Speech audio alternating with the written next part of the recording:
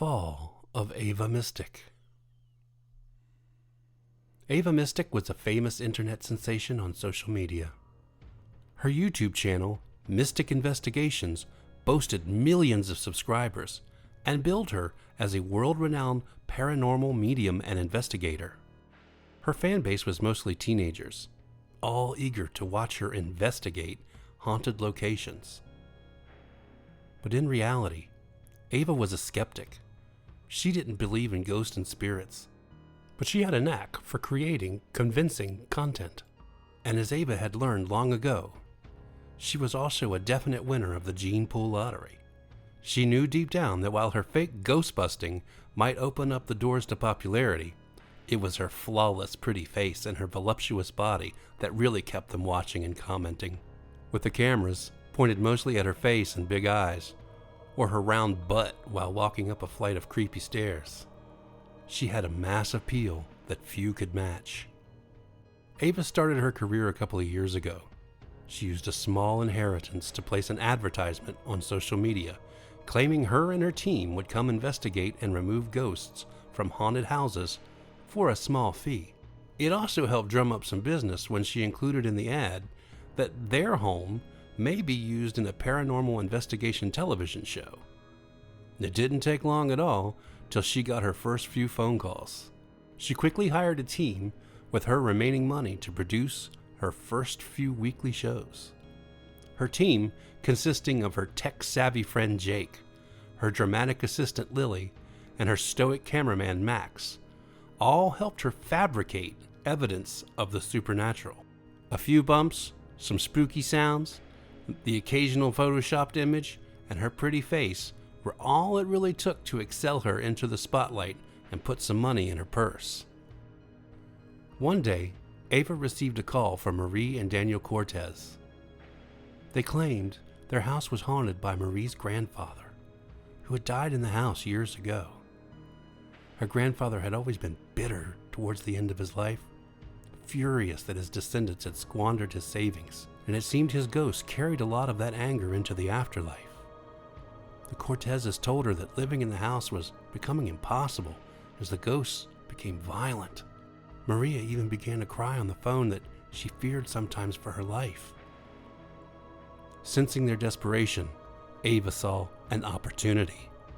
A fool and his money are soon parted, she thought, quoting her favorite saying. Ava quoted a hefty fee for her services, and the Cortez couple agreed without hesitation.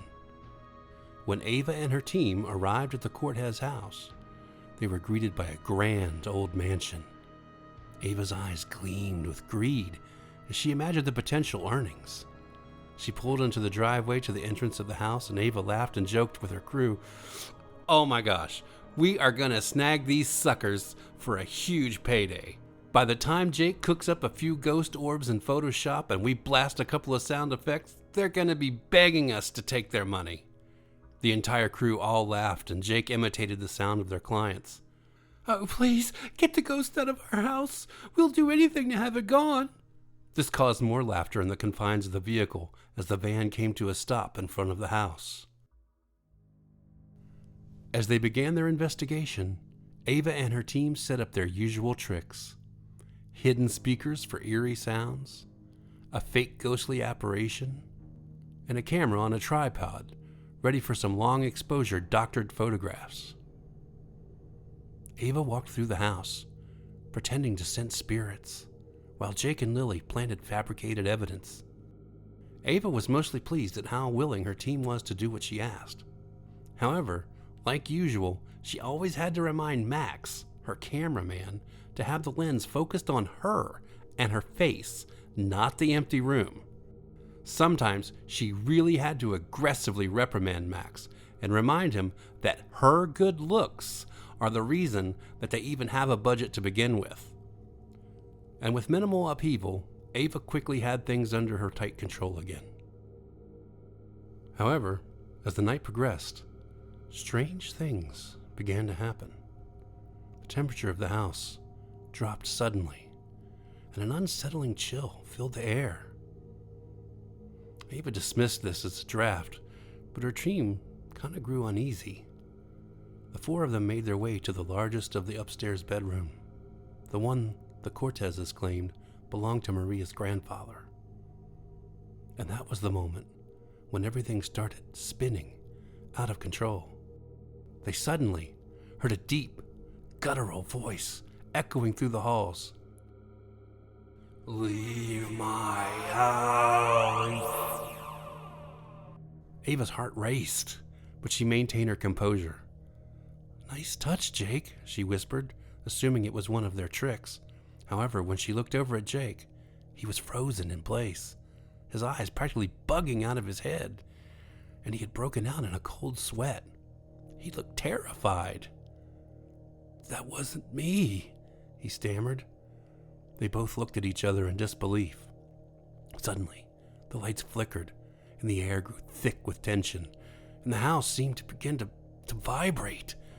First just a small amount and almost unnoticeable, and then to the point where you could actually feel it, as if a giant subwoofer was rattling the walls. Ava broke out of her routine and sharply demanded, "Guys, which one of you is messing with me?" But when she turned around to face Lily, her assistant, and Max, the cameraman, both of them looked white, like all of the blood had left their faces and replaced it with cold, dead stares of fear. Ava's bravado began to crumble.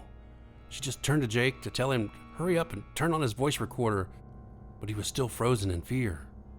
And then the shape of an old man's face, etched in what like blood, appeared before them on the wall, seeping through the wallpaper, his eyes burning with rage. It was Marie's grandfather, and he was very, very real. "Get out!" he yelled, this time in a deafening tone. The ghost's anger was palpable, and Ava realized they were in over their heads. The spirit began to toy with them, moving objects, slamming doors, and whispering threats. Ava and her team were trapped in a terrifying game of cat and mouse. Desperate to escape, Lily exclaimed, "Let's all get out of here!" And all of them but Ava began to leave the room. Ava tried to reason with the crew. No, you can't leave. We got to film this. We need the footage." Max put the camera on the floor and said, "I ain't getting paid enough for this." And then Max, Jake, and Lily ran out of the room and started down the hallway, leaving Ava and all the equipment in the bedroom. For a moment, Ava was shocked at the way they had all abandoned her like that, in a final act of desperation, leaving their equipment and their dignity behind. And then all of a sudden the door slammed hard shut, and she heard an audible clank as the door locked as if by itself.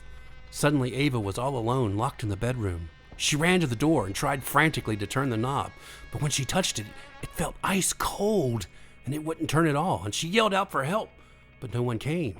She began to panic, and she was looking around the room for some sort of way to escape, and suddenly there was a loud crashing sound as a giant mirror fell off the wall and smashed to the ground. Did it fall, or did something knock it off the wall, she wondered. And then another crash. A small clock seemed to just take flight from atop a dresser and go crashing against a wall till it fell onto the floor in pieces.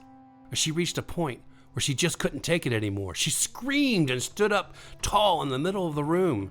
She closed her eyes as tight as she could to block out the sight of the objects being thrown around, and she put her hands over her ears, seemingly to stop the sound of them crashing to the floor. She yelled at the top of her lungs, "Stop this right now! I don't believe in ghosts! This isn't real!" And then suddenly, without warning, she felt as if a million hands suddenly grabbed every part of her body at once. No, not hands, but like a force, an invisible force, and it was pulling at her and seemingly stretching her body in every direction at once. It was pulling hard, and she became aware that it hurt. It really hurt. As each second passed, the pain grew more intense till it felt like her body was about to be ripped into 1,000 directions simultaneously. She felt herself swiftly being picked up and suspended in the air by this force, and she yelled out in surprise and felt the immense pain.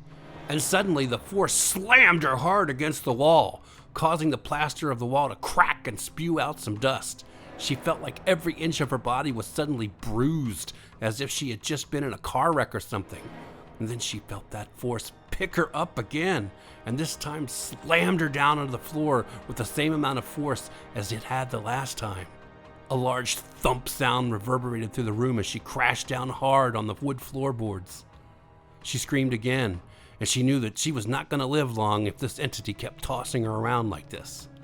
And then it felt like she was being forced down flat on her back to the floorboards, her arms and legs held down, her back flat on the floor.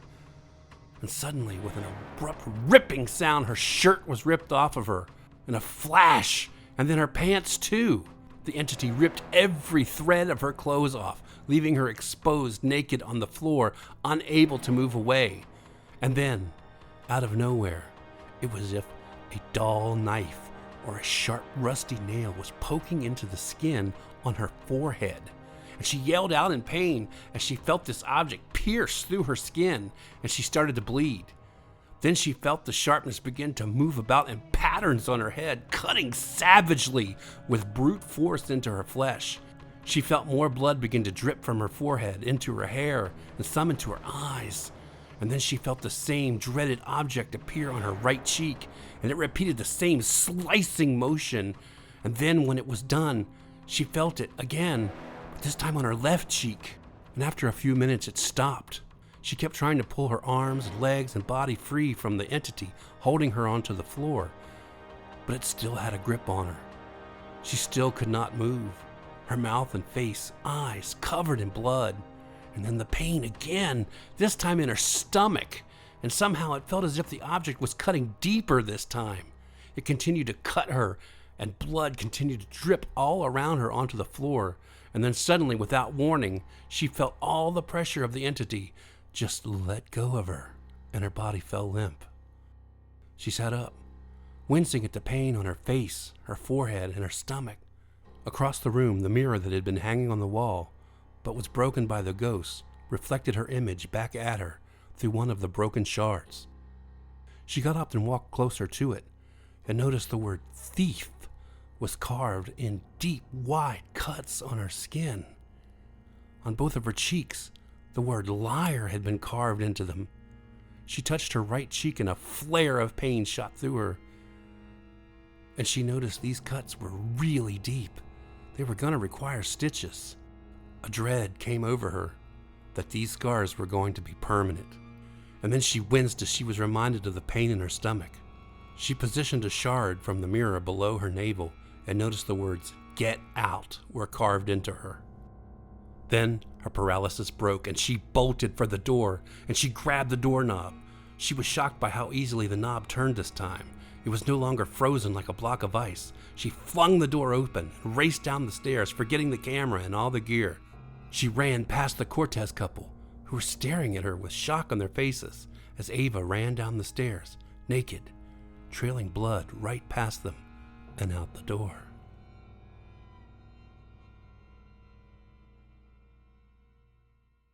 Some might say that the aftermath of Ava's experience was far worse than the treatment she got from the ghost. She had gone to the hospital and required many stitches on her face and stomach. Her once flawless, pretty face was now covered in scars so deep that makeup could not hide them. The word thief, in all capital letters written in a jagged scrawl, became the first thing people looked at when they saw her. This was also accompanied by the word liar, written on each of her cheeks in the same jigsawed manner.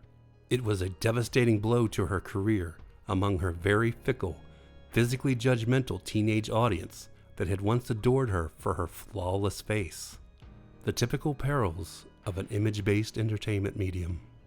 The experience shattered Ava's confidence and exposed her as a fraud. And shortly after the initial incident, the video evidence her crew had captured was discovered. The video clearly showed them setting up their scam of the Cortez family. Somehow, someone had gotten their hands on it and posted it online. Once it leaked out, it went viral, and the world found out she had been a fake all along. Her YouTube channel lost most of its subscribers, her reputation ruined. Her social media presence is now reduced mostly to trolls commenting terrible things about her morals or her looks. From that day on, Ava Mystic never performed another ghost hunt, fake or real.